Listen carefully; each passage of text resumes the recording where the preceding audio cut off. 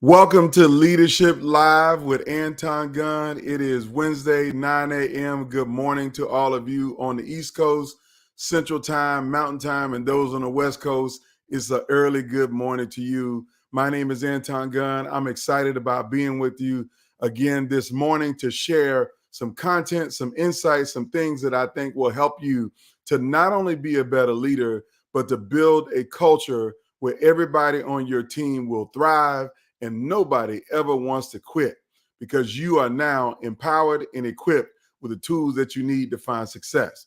Well, today is a great day because I want to talk about you. And when I say I want to talk about you, I want to talk about you as a leader, particularly you being a bad leader. Now, I'm not saying you're a bad person. I'm not saying you're a perfect person. I'm not saying that you're just the worst ever. But what I am acknowledging that as a leader, you're going to make mistakes. As a leader, you're going to fall short of the mark. Even if you set the highest bar and the highest standards for yourself, you're going to mess up. There is no such thing as a perfect leader. We all fail. We all make mistakes, yours truly included. But I want you to understand that if you are a leader who makes mistakes, not just one time, but repeatedly over and over and over again, and you don't have a plan or a strategy, or more importantly, just to know what to do to come back from a mistake, then what you're going to do is to begin to alienate the people on your team. You're going to alienate your peers and your colleagues. And when you start that road of alienation, you're going to put people in a state that they're going to isolate themselves, separate from you, and most importantly, they're going to quit. Now, when I say quit, I'm not talking about physically quitting. I'm talking about mental quitting long before they physically quit, because that's the reality is most people mentally quit before they physically quit. They check out. They do what they call quiet quitting or some other kind of context around why they disengage in the workplace. Disengagement in the workplace is really expensive. You don't even really understand how expensive it is. That I've done some research and found that if an employee starts to disengage from the workplace, let's just say you got 5,000 employees and a small percentage of your employees begin to disengage, it could cost your company around $25 million of lost productivity, lost work, lost sales, lost everything you can think of, because those people disengage. So as a leader, it's incumbent upon you to focus on how do you fix things when they go wrong. That when you mess up, when you make a mistake, when you do something bad, when people would deem you to be a bad leader, that you recover as fast as possible. And let me be honest, there's never a too late moment where you can't recover. And when I mean a too late moment, some people get this mentality of what they call sunk cost bias, that you're so far down the road that you can't change, that you can't switch it up. Well, I'm telling you right now, as I share in every keynote presentation that I do with leaders and organizations across the country, is that I remind people that there's never a wrong time to do the right thing. Now, when I say do the right thing, if you have been a bad leader, there's never a wrong time to recover from that and to take some action steps to make things right, to turn things around. There's never a wrong time for that. But we have so many organizations and leaders of those organizations who think that they can't turn things around when things go bad. I'll give you a couple of examples.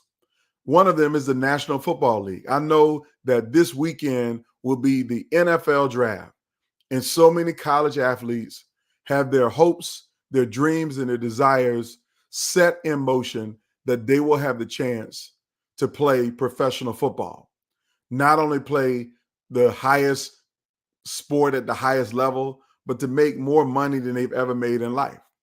And so the NFL has this great brand and they have this great vision and they have all of this fanfare and all of the resources and everything about the NFL is great. But the leadership of the NFL has been a bad leader. Now, when I say a bad leader, they have been really bad on multiple occasions. And I won't get into all of the occasions that they've been bad, but the one that I want to focus on very quickly is their whole leadership process around CTE. Now, CTE is a disease that develops in pro football players after multiple head injuries, traumatic head injuries that happen every time you tackle somebody or you block somebody or every time you get hit. That's a traumatic brain injury every time. And over time, if it's not addressed, if people don't know what it is, then it gets worse. And people start to exhibit symptoms of Alzheimer's in their early 40s, in their mid 40s. And there's some horror stories about people like Junior Seau who committed suicide, but when looking at his brain, they know that he suffered from CTE. Now, why am I pointing out CTE? Here's the point that I want you to know, is that the NFL knew that brain injuries were happening, that players were having problems after their career was long over. They knew this long before they ever acknowledged it. That they figured out that this was happening. They knew something was going on, but they never wanted to acknowledge that what they were contributing or what they were shaping up or the space that they was creating was wrong. They never acknowledged it, wanted to acknowledge it. And so they didn't just go 1 year and not acknowledge it. They went on maybe a decade and not acknowledge it. Sometimes even longer. Some people say even longer, but I'll just say a decade. So for 10 years, you knew that you were contributing to something that was bad, that was hurting other people, but you refused to acknowledge it. And then it took them even longer to, once they acknowledge it, to try to do something about it. But when they tried to do something about it, they didn't do all of the right things. Now, I'm getting ahead of myself. I'm telling this story. So I'm going to come back to the NFL. But let me first go to step one, that if you are a leader who's being bad, that may be hurting your team, hurting the people around you, you maybe made a big mistake. I mean, it could be anywhere from yelling at somebody in a meeting that didn't do anything wrong, or it could be passing over somebody for a promotion, or just not doing the right thing in some small way at work. That right there is a problem. But the question is, did you even know what you did was wrong? See, I believe that you can't fix what's wrong until you know what's wrong.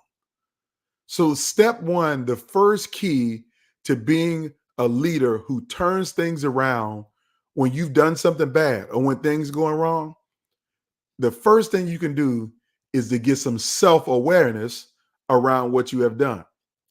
See, self-awareness is to be aware of who you are, what you're doing, and what you could be contributing to a toxic workplace culture, what you could be contributing to making things worse. Now, I'm telling you right now, I've been around some leaders who lack basic self-awareness. I've also been around some leaders who have some of the most toxic behaviors that I've ever seen someone have in a professional setting. But they have zero self-awareness that they're carrying on like this. And they love to point the finger at other people and say other people are doing stuff wrong, or he was out of order, or she was out of order, and why you didn't say anything about them.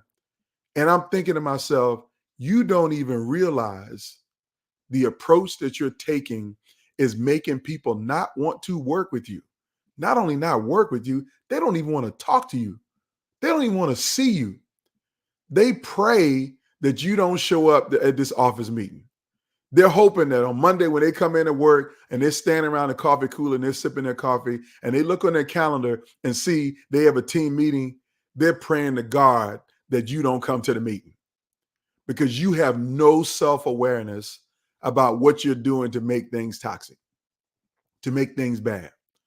So step one to recovery is some self-awareness. Now, let me give you two things you can do to develop self-awareness. The first thing you can do is to ask people who you work with on a regular basis, is there anything that I'm doing that is not helpful to our team achieving our goals? Just tell me, be honest with me. I'm okay with feedback. I want you to know that I'm open to feedback, and I want you to tell me, is there anything that I'm doing that is not helpful to how we run meetings or how we work in this organization? And then shut up and listen. Let them tell you what you are doing or not doing that's contributing to making things worse than they have to be. That's the first thing to self-awareness, is to ask somebody to help you to become more self-aware. Again, you can't fix what's wrong until you know what's wrong. So you need to ask somebody what you're doing is wrong. Then the second thing you need to do to be self-aware is that you actually need to learn who you are. You got to get in touch with your own personal values. Why do you choose to show up every day? It's not about a paycheck. It's not about money. It's not about profit. It shouldn't even be about prestige, about just saying that you're important. But why do you choose to show up? What are the core reasons for your values? What makes you tick?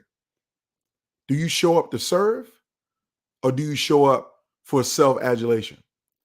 Do you show up to empower people, or do you show up to be entertained or to entertain people? Do you show up to make a difference, or are you just showing up to make money? So your self-awareness has to be tied into understanding why are you choosing to be there. And if you understand that you're choosing to be there for the wrong reasons, then that should give you some hint that you might be doing some things that are rubbing people the wrong way. So step one to fixing what's wrong and to turn things around to recover from being a bad leader is self-awareness. Now let me talk about step two. And I'm going to come back to the NFL on this one. See, step two to recovery from being a bad leader and turning things around is to acknowledge publicly that you did something wrong. To acknowledge that you're doing something wrong. And then secondarily, apologize for what you have done. So if the NFL was really about doing the right thing, when they knew for a decade that CTE was happening into current and retired players, they should have publicly acknowledged, we know that physical contact with the head is hurting our players. And several of them have developed traumatic brain diseases or brain diseases from the traumatic injury. And we know that players are committing suicide or murder suicides or all kinds of other things because of what is happening to their head injuries. We acknowledge that. And we are sorry that we didn't do anything about it sooner. We're sorry that we didn't do anything about it sooner. See, that acknowledgement that you did something wrong and an authentic apology to the people who you wronged is step two. But so many leaders, not just the NFL, but so many leaders make mistakes and they think that they can just move past it, that they don't have to apologize for the mistake. They don't have to say anything about it. They can just say, oh, I screwed up. Let's move on to the next thing. No, absolutely not.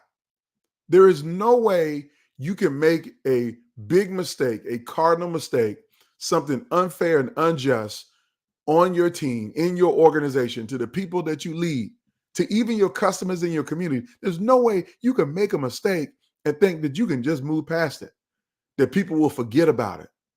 People don't forget. They don't forget, and they won't forgive if you don't acknowledge and offer an authentic apology. So let me teach you a little something. We're going to pretend we're in third grade right now. So as you watch this, I want you to repeat after me. Say, I'm sorry. Let's try that again. 2 words. I'm sorry. If you want to make it 3 words, repeat after me. I am sorry.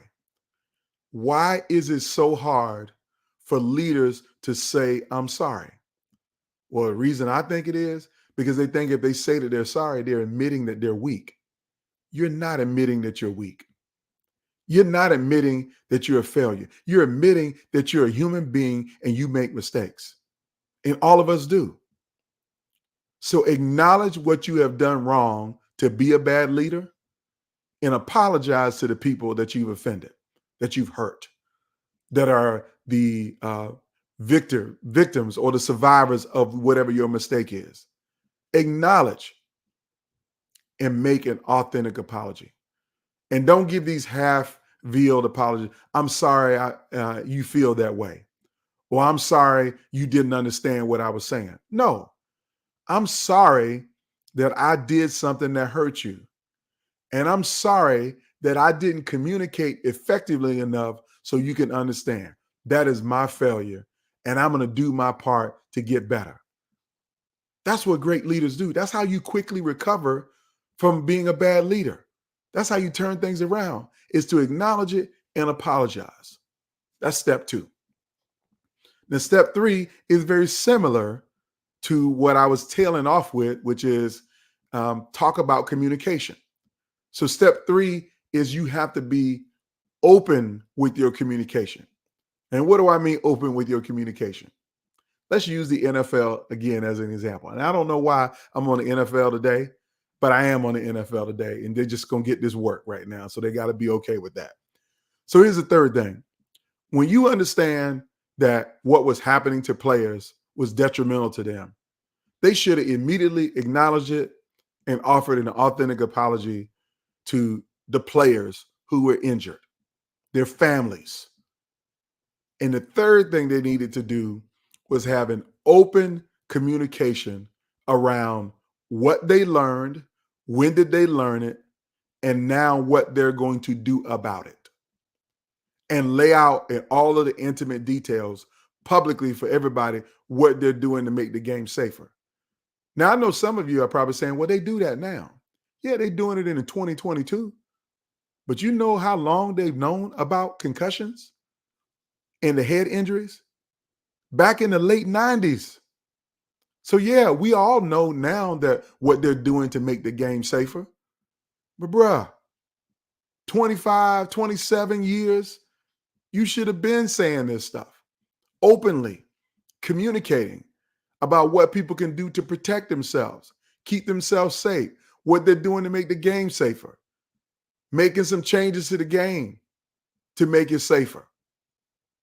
They're doing that now.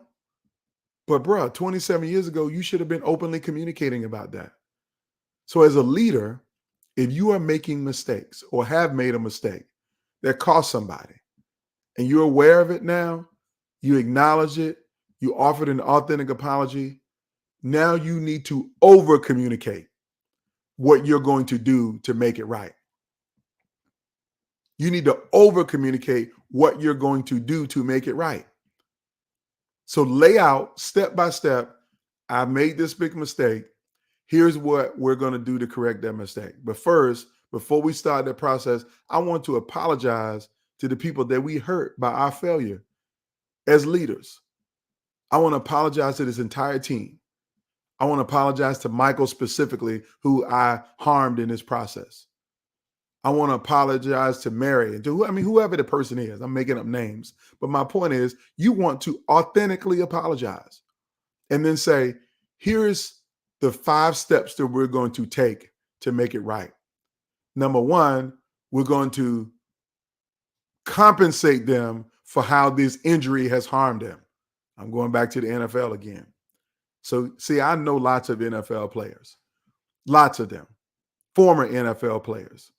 And I know some of them who have been injured by the game. But you know what they have to go through to prove that they have been injured by the game? Because it's all legal and liable and liability and lawsuits and everything. That's why the NFL was so protective of all this, because they didn't want to get sued by former players. So they built in this process where you basically got to go through a dog and pony show on a regular basis to see if you're starting to have any symptoms. Now, maybe they did compensate the families of those former NFL players who had already taken their own lives or are already in debilitating um, conditions. I don't know, because they kept it all under wraps and they haven't communicated with any of us about what they've done. So they ain't following step 3, which is open communication. See, the reason why open communication is so important is that I want you to understand something, that transparency breeds trust. See, when there's transparency in your change process, that builds trust in the change process. And that's what you want as a leader, that if you have made a mistake and you want to turn things around, you got to be transparent. And you can't be transparent without open communication. So I'm telling you right now, step 3, if you want to be a leader that recovers from a bad time and you want to turn things around, then you have to have open communications. You got to be fully transparent around what went wrong. Apologize authentically, but then talk about what went wrong and talk about what you're going to make right. Which brings me to the 4th step in this process. See, the 4th step in this process is to understand that actions speak louder than words. So up to this point, you've offered only words. You asked for self-awareness and understood what you were doing wrong. You said some words. People told you what you were doing wrong. You apologized. You acknowledged what was broken. You had open communication about it. So you're doing a lot of talking at this point. Talk is cheap when it comes to turning things around. People want to see your actions. Your actions speak louder than your words. So to the NFL, their actions speak louder than words. And I would say it's a mixed bag on their actions at this point. But some would tell you that they've done a lot. I don't know. I didn't play in the National Football League. So I can't say as a former player, how would I feel about their recovery process, how they've turned things around. But there's some that I know, and hopefully they will comment on this video and let us know if they think the NFL's actions have spoken louder than their words.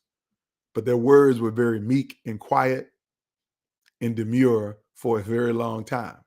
So maybe their actions are speaking louder than their words because they didn't have many words.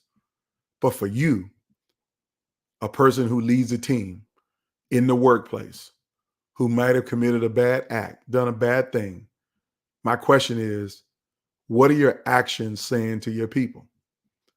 Did you just give an apology but never change things? Did you just say, we're going to do X, Y, and Z and only did A, B, and C? Because that's inconsistent and incongruent. Don't tell me you're going to do X, Y, and Z, but you out here doing A, B, and C. I can't find trust in that. There's no trust in that. Unless you tell me, before we get to X, Y, and Z, we need to do A, B, and C first. So I'm committed in the next 12 months to do A, B, and C.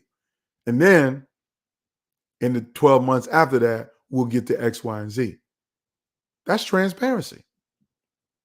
So if you really want to turn things around and recover from being a bad leader, you got to know how to turn them around quickly. And these are the 4 steps that I'm offering to you. Number 1, develop some self-awareness. That's the key. Number 2, acknowledge what you have done is wrong and authentically apologize to the people who you have wronged. Number 3, you need to have some open communication about the process of what went wrong and, more importantly, what you're going to do to make it right.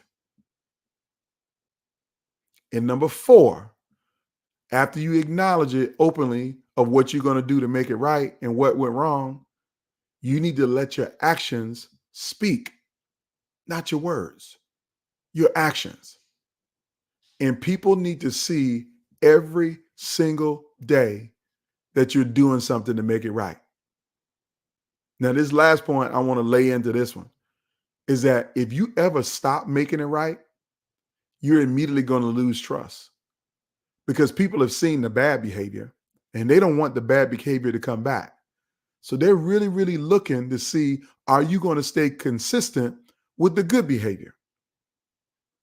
In the moment you slip back, they're going to say, there they go again, and you're going to lose trust. So as a leader, I really need you to own these 4 steps. I want you to commit to them. These are applicable not just at work, these are applicable in every aspect of your life. You might have a friend that you haven't talked to in 3 years after a bad blow up. Have you done any self-awareness on what you did to contribute to that situation? Have you acknowledged that you were wrong and apologized to your friend? Are y'all starting open communications around what went wrong and what you're going to do to make it right? And then, of course, how are you showing up every day for your friend? So this is not just about work. This is about being a better leader in every aspect of your life. My question is, what are you doing to make it right? And as I say in every keynote from the stage, as a leader, it is never a wrong time to do the right thing. And the leaders that we admire the most are the ones that do everything in their power to try to make it right. So this session was all about your personal growth and development as a leader. I want you to be better for the people that you lead. Lord knows I know they need it. I read more Glassdoor reviews and talk to more employees than I can count in multiple organizations and multiple industries. And they always tell me about the leaders who have done bad things, but have no self-awareness around what they did wrong. They have no authentic apology or acknowledgement that they did wrong. And they're not trying to communicate at all to try to make it right. And they're not showing up. As a matter of fact, in some research I've done, I got over 1,200 comments from people, 1,261 comments to be exact, of people telling me stories about bad leaders doing bad things in banking and finance, in healthcare, in higher education, in government, in retail, in almost every industry, who have no self-awareness, no acknowledgement, no communications, and definitely no actions. So I hope this has been helpful to you. If you would like more content like this, I'm going to encourage you to go check out my blog at antongunn.com/blog. I will have a blog post that lays out some of this stuff in a little bit more detail because you might want to read, with some of those tools for you to help.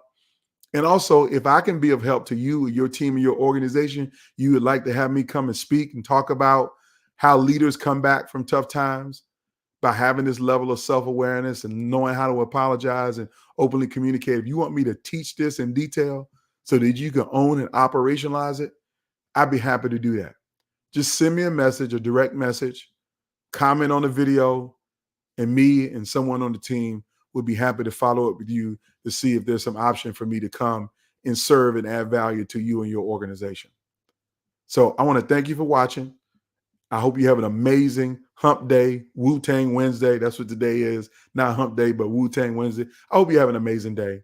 I hope you make a difference in somebody's life, but more importantly, I hope you share this content with somebody if you think they can get value for it. Again, I'm Anton Gunn. This has been Leadership Live. How to recover from being a bad leader. 4 steps to turn things around. Make it a great day. Take care.